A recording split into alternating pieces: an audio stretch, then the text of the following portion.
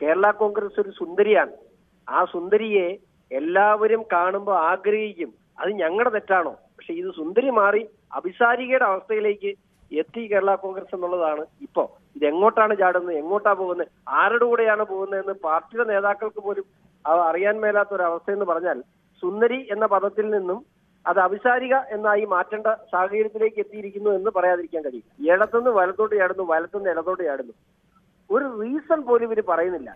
ഈ കാലഘട്ടം അത്രയും ഇവർ പറയുന്നത് കേട്ട് ഇവർ പറയുന്നത് കേട്ട് UDF-നെതിരെ മുദ്രാവാക്യം വിളിച്ച മാണി ഗ്രൂപ്പിന്റെ പ്രവർത്തകരുടെ അവസ്ഥ എന്താണ്?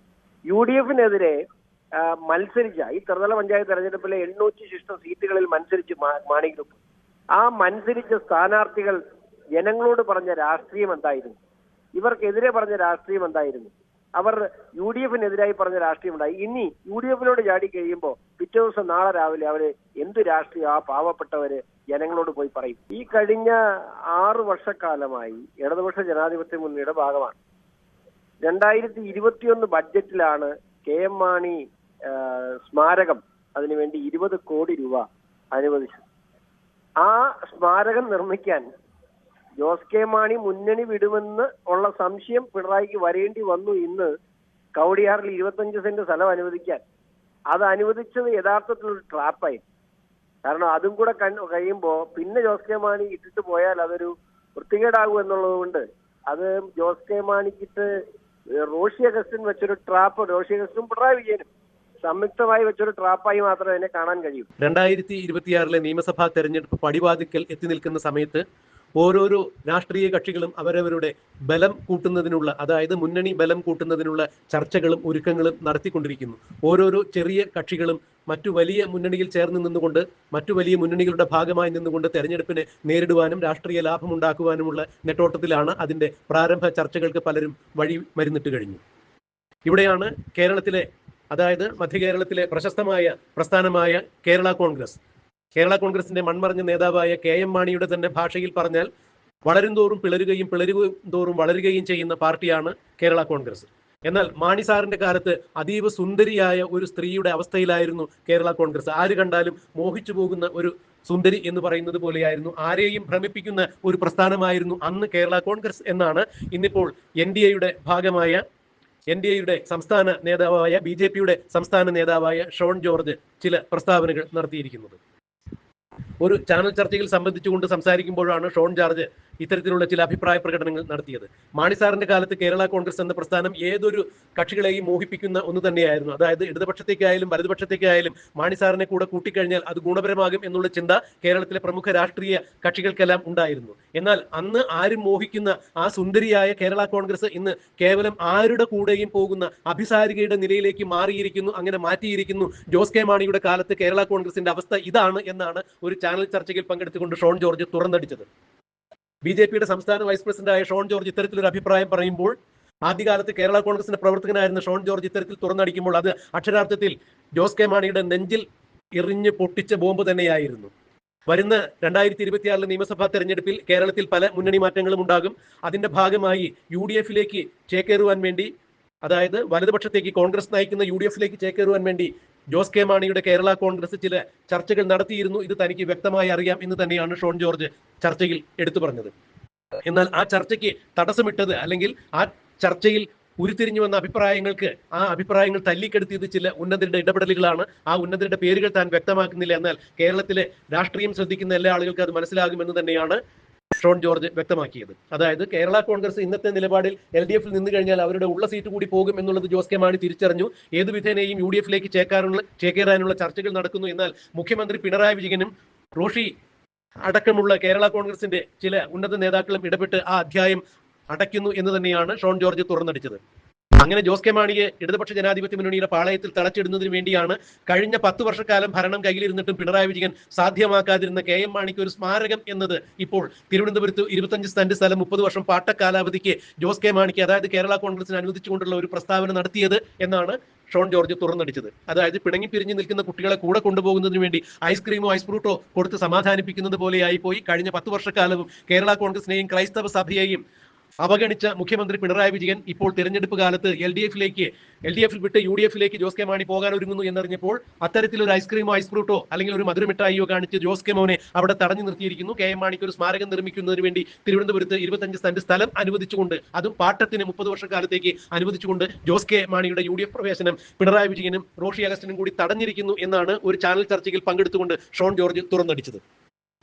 ഇനിയും കേരള കോൺഗ്രസ് ജോസ് കെ മാണിയുടെ ഗ്രൂപ്പ് BJP-യിലേക്ക് ചേക്കേറുകയാണെങ്കിൽ നിങ്ങളുടെ ഏത് തരത്തിലുള്ള, അതായത് NDA-യുടെ ഭാഗമായി കേരള കോൺഗ്രസ് വരികയാണെങ്കിൽ എന്തായിരിക്കും ഷോൺ ജോർജ് അടക്കമുള്ളവരുടെ അഭിപ്രായം എന്ന് ചാനൽ ചർച്ചയിൽ പങ്കെടുത്ത അവതാരകൻ ചോദിച്ചപ്പോൾ തീർച്ചയായും കേരള കോൺഗ്രസ് പോലുള്ള ഒരു പ്രസ്ഥാനത്തിന് ഒരു കാരണവശാലും NDA പോലുള്ള ഒരു രാഷ്ട്രീയ പ്രസ്ഥാനം വാതിലടക്കില്ല എന്ന് തന്നെയാണ് ഷോൺ ജോർജ് വ്യക്തമാക്കിയത്. ബാക്കിയുള്ള കാര്യങ്ങളെല്ലാം അതിന്റെ നേതാക്കളാണ് സംസാരിക്കേണ്ടത് എന്ന് പറയുമ്പോൾ BJP-യും NDA-യും കേരള കോൺഗ്രസിനെ സ്വീകരിക്കാൻ തയ്യാറാണ് എന്ന മട്ടിൽ തന്നെയുള്ള അഭിപ്രായഗതികളാണ് ഷോണിന്റെ ഭാഗത്തു നിന്നും ഉണ്ടായത്. ഷോൺ ജോർജ് ഒരു ചാനൽ ചർച്ചയിൽ പങ്കെടുത്തുകൊണ്ട് പിണറായി വിജയനെയും ജോസ് കെ മാണിയെയും എല്ലാം നിശിതമായി വിമർശിച്ചുകൊണ്ട് നടത്തിയ അഭിപ്രായ പ്രകടനത്തിന്റെ പ്രസക്തമായ ഭാഗങ്ങൾ നമുക്കൊന്ന് കേൾക്കാം. UDF-മായി ചർച്ച ചെയ്തു എന്നുള്ളത് പകൽ പോലെ വ്യക്തമാണ്.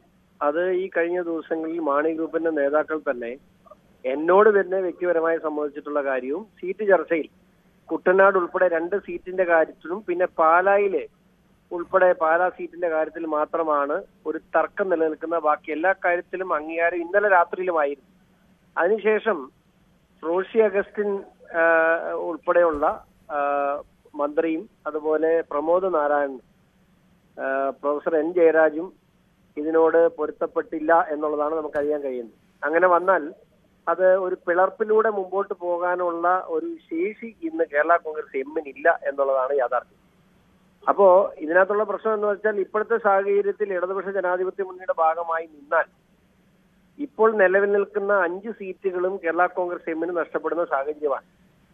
അങ്ങനെ നിന്നാൽ പാർട്ടിയുടെ നിലനിൽപ്പിന് തന്നെ ഭീഷണിയാകും എന്നതുകൊണ്ടാണ് ജോസ് കെ മാണി ഇത് ചിന്തിച്ചത്. അതിനകത്ത് ചില ഉന്നതമായ ഇടപെടലുകൾ ഉണ്ടായിട്ടുണ്ട്. ആ ഇടപെടലുകൾ ഞാനും പറയാനില്ല, അത് വ്യക്തമായി പറയുന്നില്ല എങ്കിൽ പോലും എല്ലാവർക്കും ബോധ്യമുള്ള ചില ഉന്നതമായ ഇടപെടൽ അതിനകത്ത് ഉണ്ടായിട്ടുണ്ട്. പക്ഷേ ഏറ്റവും എനിക്ക് രസകരമായ തോന്നിയൊരു കാര്യം, ഈ കഴിഞ്ഞ 6 വർഷക്കാലമായി ഇടതുപക്ഷ ജനാധിപത്യ മുന്നണിയുടെ ഭാഗമാണ്. 2021 ബഡ്ജറ്റിലാണ് KM മാണി സ്മാരകം അതിനുവേണ്ടി 20 കോടി രൂപ അനുവദിച്ചത്. ആ സ്മാരകം നിർമ്മിക്കാൻ ജോസ് കെ മാണി മുന്നണി വിടുമെന്ന് ഉള്ള സംശയം പിണറായിക്ക് വരേണ്ടി വന്നു. ഇന്ന് കവടിയാറിൽ 25 സെന്റ് സ്ഥലം അനുവദിക്കാൻ അത് അനുവദിച്ചത് യഥാർത്ഥത്തിൽ ഒരു ട്രാപ്പായി. കാരണം അതും കൂടെ കഴിയുമ്പോൾ പിന്നെ ജോസ് കെ മാണി ഇട്ടിട്ട് പോയാൽ അതൊരു വൃത്തികേടാകും എന്നുള്ളത് കൊണ്ട് അത് ജോസ് കെ മാണിക്കിട്ട് റോഷി അഗസ്റ്റിൻ വെച്ചൊരു ട്രാപ്പ്, റോഷി അഗസ്റ്റിനും പിണറായി വിജയനും സംയുക്തമായി വെച്ചൊരു ട്രാപ്പായി മാത്രമേ അതിനെ കാണാൻ കഴിയൂ. KM മാണിയുടെ ആത്മാർത്ഥതയുണ്ടെങ്കിൽ, KM മാണിയുടെ സ്നേഹം ഉണ്ടെങ്കിൽ ആ മന്ത്രിസഭയിൽ ഇരിക്കുന്ന കേരള കോൺഗ്രസ് 5 MLA-മാരുമായിട്ടിരിക്കുകയാണ് കഴിഞ്ഞ 6 വർഷമായി. ഈ 6 വർഷമായിട്ട് LDF-ന്റെ ഭാഗമാണ് അവർ. എന്നിട്ട് ഇന്ന് വരെയും പാലായിൽ പോലും KM മാണിയുടെ ഒരു സ്മാരകം, ഒരു പ്രതിമ, പാലാ മുനിസിപ്പാലിറ്റി കഴിഞ്ഞ് എത്രയോ വർഷമായിട്ട് അവർ ഭരിക്കുന്നു, ആ പാലായിൽ പോലും ഒരു പ്രതിമ സ്ഥാപിക്കാൻ കഴിയാത്തവരാണ് ഇന്നത്തെ ദിവസം, അത് ഇലക്ഷന്റെ തലേ ദിവസം എന്ന് വേണം പറയാം, അവിടെ ഇത്തരത്തിലുള്ള ഒരു KM മാണി സ്മാരകത്തിന് 25 സെന്റ് സ്ഥലം 30 വർഷത്തെ ലീസിന് അനുവദിച്ചിട്ടുള്ളത്. ഇതൊക്കെ എത്ര മോശമാണ്, എത്ര രാഷ്ട്രീയ പാപ്പരത്വം. നമ്മൾ മനസ്സിലാക്കേണ്ട കാര്യം, ഇടത്തുനിന്ന് വലത്തോട്ട് ചാടുന്നു, വലത്തുനിന്ന് ഇടത്തോട്ട് ചാടുന്നു. ഒരു റീസൺ പോലും ഇവർ പറയുന്നില്ല. ഈ കാലഘട്ടം അത്രയും ഇവർ പറയുന്നത് കേട്ട് ഇവർ പറയുന്നത് കേട്ട് UDF-നെതിരെ മുദ്രാവാക്യം വിളിച്ച മാണി ഗ്രൂപ്പിന്റെ പ്രവർത്തകരുടെ അവസ്ഥ എന്താണ്? UDF-നെതിരെ മത്സരിച്ച ഈ ത്രിതല പഞ്ചായത്ത് തെരഞ്ഞെടുപ്പിലെ 800 സീറ്റുകളിൽ മത്സരിച്ച് മാണി ഗ്രൂപ്പ്, ആ മത്സരിച്ച സ്ഥാനാർത്ഥികൾ ജനങ്ങളോട് പറഞ്ഞ രാഷ്ട്രീയം എന്തായിരുന്നു? ഇവർക്കെതിരെ പറഞ്ഞ രാഷ്ട്രീയം എന്തായിരുന്നു? അവർ UDF-നെതിരായി പറഞ്ഞ രാഷ്ട്രീയം ഉണ്ടായി. ഇനി UDF-നോട് ചാടി കഴിയുമ്പോൾ പിറ്റേ ദിവസം നാളെ രാവിലെ അവര് എന്ത് രാഷ്ട്രീയം ആ പാവപ്പെട്ടവര് ജനങ്ങളോട് പോയി പറയും? പക്ഷേ ഷോൺ, മറ്റൊരു കാര്യം എന്ന് പറയുന്നത് ബാർഗെയിനിങ് ശക്തി കൂടിയിട്ടുണ്ടല്ലോ. LDF-നും വേണം ജോസ് കെ മാണിയെ, UDF-നും വേണം ജോസ് കെ മാണിയെ. അങ്ങനെ ഒരു ഘട്ടത്തിൽ എത്തിയിരിക്കുകയല്ലേ ഇപ്പോൾ? അല്ല, അത് പണ്ട് മാണി സാർ പറയാറുണ്ടായിരുന്നു. 2-3 കാര്യങ്ങൾ അദ്ദേഹത്തിന്റെ ഫേമസ് കോട്ടുകളുണ്ട്. വളരും തോറും വളരുകയും ചെയ്യുന്ന പ്രസ്ഥാനമാണ് കേരള കോൺഗ്രസ്. 2, കേരള കോൺഗ്രസ് ഒരു സുന്ദരിയാണ്. ആ സുന്ദരിയെ എല്ലാവരും കാണുമ്പോൾ ആഗ്രഹിക്കും. അത് ഞങ്ങളുടെ തെറ്റാണോ? പക്ഷെ ഇത് സുന്ദരി മാറി അഭിസാരികയുടെ അവസ്ഥയിലേക്ക് എത്തി കേരള കോൺഗ്രസ് എന്നുള്ളതാണ് ഇപ്പോ ഇത് എങ്ങോട്ടാണ് ചാടുന്നത്, എങ്ങോട്ടാ പോകുന്നത്, ആരുടെ കൂടെയാണ് പോകുന്നതെന്ന് പാർട്ടിയുടെ നേതാക്കൾക്ക് പോലും അറിയാൻ മേലാത്ത ഒരു അവസ്ഥ എന്ന് പറഞ്ഞാൽ സുന്ദരി എന്ന പദത്തിൽ നിന്നും അത് അഭിസാരിക എന്നായി മാറ്റേണ്ട സാഹചര്യത്തിലേക്ക് എത്തിയിരിക്കുന്നു എന്ന് പറയാതിരിക്കാൻ കഴിയില്ല. ഈ റോഷി അഗസ്റ്റിന്റെ ഈ നീക്കമാണോ ഇത് ഈ മുന്നണി മാറ്റത്തെ തടഞ്ഞത്? പക്ഷെ റോഷിക്ക് അത്ര ശക്തിയുണ്ടോ ഒരു പാർട്ടി പിളർത്തി മുന്നോട്ട് കൊണ്ടുപോകാനൊക്കെ? ജോസ് കെ മാണിയുമായിട്ട് വളരെ ലോയലായിട്ട് നിന്ന ഒരാൾ കൂടിയാണല്ലോ റോഷി. ഇല്ല, പിളർത്താനൊന്നും റോഷിക്കും ശക്തിയില്ല, ജോസ് കെ മാണിക്കും ശക്തിയില്ല. പിളർക്കാൻ ആ പാർട്ടിക്കും ശക്തിയില്ല എന്നുള്ളതാണ് അടിത്തറ. അതുകൊണ്ടാണ് ഇവർക്ക് ആർക്കും സ്വന്തമായിട്ടൊരു പാർട്ടി കൊണ്ടു നടക്കാൻ പറ്റുന്ന അവസ്ഥയൊന്നും ഇന്നില്ല. അത് മാണി സാറ് പറഞ്ഞ പോലെ വളരും തോറും പിളർന്ന് കഴിഞ്ഞ് പിന്നെ വളർന്നില്ല, പിളർന്ന് പൊക്കൊണ്ടിരിക്കുകയാണ്. അതുകൊണ്ട് സംഭവിച്ചതാണ്. ഒരിക്കലും ഒരു പിളർപ്പിനെ നേരിടാനുള്ള ശേഷി ഇന്ന് കേരള കോൺഗ്രസ് എമ്മിനില്ല. അത് റോഷിക്കും അറിയാം, അതുപോലെ ജോസ് കെ മാണിക്കും അറിയാം. അതാണ് സംഭവിച്ചത്. ഷോൺ, താങ്കൾ കേരള കോൺഗ്രസ് മാണിയെ പരിഹസിക്കുമ്പോഴും ഈ മാണിയെ LDFനും UDFനും മാത്രമല്ല BJPക്കും വേണം. ഇനിയിപ്പോൾ അവർ BJPയിലേക്ക് വരാൻ, NDAയിലേക്ക് വരാൻ തയ്യാറാണെങ്കിൽ സ്വീകരിക്കാൻ അവിടെയും ആളുണ്ട്. ശ്രീ ഷോൺ, ഒരു സംശയവും വേണ്ട. തീർച്ചയായിട്ടും അവർക്ക് ഇനി രാഷ്ട്രീയത്തിൽ നിലനിൽപ്പ് ആവശ്യമുണ്ടെങ്കിൽ ഇപ്പോൾ പോകുന്ന പോക്കിന് ഈ വരുന്ന പഞ്ചായത്ത് നിയമസഭാ തെരഞ്ഞെടുപ്പ് കഴിയുമ്പം കേരള കോൺഗ്രസ് സ്വാഭാവികമായിട്ടും കേരള കോൺഗ്രസ് എന്ന് പറയുന്ന ജോസ് കെ മാണിയോ റോഷി അഗസ്റ്റിനോ മാത്രമല്ല, മധ്യകേരളത്തിലെ ഒരു വിഭാഗം ജനങ്ങൾ, പ്രത്യേകിച്ചും കാർഷിക മേഖലയിലെ ഒരു വിഭാഗം ജനങ്ങൾ എന്നും ആശ്രയമായി കണ്ടിരുന്ന ഒരു രാഷ്ട്രീയ പ്രസ്ഥാനമാണ് കേരള കോൺഗ്രസ്. ആ കേരള കോൺഗ്രസ് ഇല്ലാതാകുമ്പോൾ അവിടെ ഒത്തിരി നഷ്ടങ്ങൾ സംഭവിക്കുന്നുണ്ട്. നഷ്ടങ്ങൾ സംഭവിക്കുന്ന ഒരു ജനതയുണ്ട്.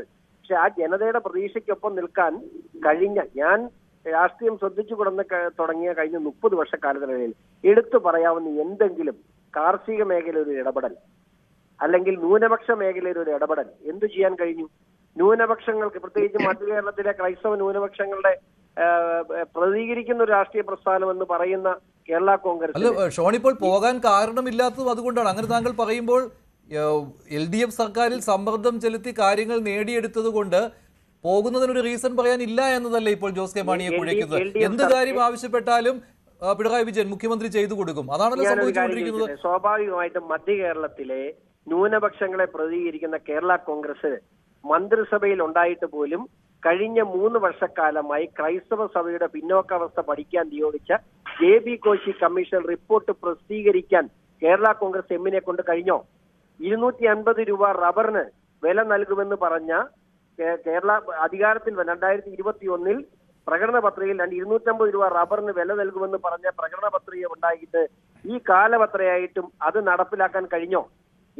എന്ത് നേടിയെടുത്തു എന്നാണ് ഇവർ പറയുന്നത്. JB കോശി കമ്മീഷൻ റിപ്പോർട്ടിന്റെ കാര്യത്തിലാണെങ്കിൽ കഴിഞ്ഞ വാർത്താ സമ്മേളനത്തിൽ മുഖ്യമന്ത്രി അങ്ങനെ പറഞ്ഞതോടെ, നടപ്പാക്കുമെന്ന് പറഞ്ഞതോടുകൂടി അതും ആ വഴിയും അടഞ്ഞിരിക്കുകയല്ലേ ജോസ് കെ മാണിക്ക്? ഇനി അതിനെതിരെ എങ്ങനെ രംഗത്ത് വരാൻ പറ്റും? നടപ്പിലാക്കുമെന്ന് പറഞ്ഞു. കേരളത്തിൽ ഇന്ന് വരെ ഏതെങ്കിലും ഒരു കമ്മീഷൻ റിപ്പോർട്ട് ഇത്തരത്തിൽ ഒളിച്ചു വെച്ചിട്ടുണ്ടോ? എനിക്ക് മനസ്സിലാകാത്തതിന്റെ കാര്യം, നമ്മുടെ നികുതിപ്പണം കൊണ്ട് തയ്യാറാക്കിയ ഒരു റിപ്പോർട്ടിനെ എന്തിനാണ് പ്രസിദ്ധീകരിക്കാതെ ഒളിച്ചു വെച്ചേക്കുന്നത്? അവിടെ കൃത്യമായ ഒരു പ്രീണന നയത്തിന്റെ ഭാഗമായി അത് ക്രൈസ്തവ സഭയ്ക്കും ക്രൈസ്തവ ന്യൂനപക്ഷങ്ങൾക്കും നേരെയുള്ള വലിയ അഴിമതി. താങ്കൾ ഒരു ചോദ്യത്തിന് ഉത്തരം പറയുന്നില്ല. NDAയിലേക്ക് വരാൻ BJPയും ജോസ് കെ മാണിയെ സ്വാഗതം ചെയ്യുന്നു. ഞാൻ ഇപ്പോൾ പറയാം, റബ്ബറിന് 250 രൂപ കിട്ടണം. NDAയുടെ ഭാഗമായി അത് നടക്കും. ഞാനിപ്പോഴും പറയുന്നു, അവർക്ക് JB Koshy commission report 100% NDA അധികാരത്തിൽ വന്നാൽ പിറ്റേ ദിവസം JB കോശി കമ്മീഷൻ റിപ്പോർട്ട് പ്രസിദ്ധീകരിക്കും. ഉറപ്പാണ്, ഒരു സംശയം വേണ്ട. അതെങ്ങനെയാണ്? അത് സംസ്ഥാന സർക്കാരല്ലേ ചെയ്യേണ്ടത്? ഞങ്ങൾ കേരളത്തിൽ അപ്പൊ ഒരിക്കലും അധികാരത്തിൽ വരുന്നില്ലെന്നാണോ മനുഷ്യർ പറയുന്നത്? അല്ല, അങ്ങനെയാണെങ്കിൽ ജോസ് കെ മാണി ഉണ്ടെങ്കിൽ അധികാരത്തിൽ വരാമെന്നാണോ? അല്ല, ഞങ്ങൾ അധികാരത്തിൽ വരുമ്പോൾ ജോസ് കെ മാണി ഉണ്ടെങ്കിലും ഇല്ലെങ്കിലും ഞങ്ങളെക്കൂടെ നല്ല സത്യക്രിസ്ത്യാനികൾ ഇതിനകത്തുണ്ട്.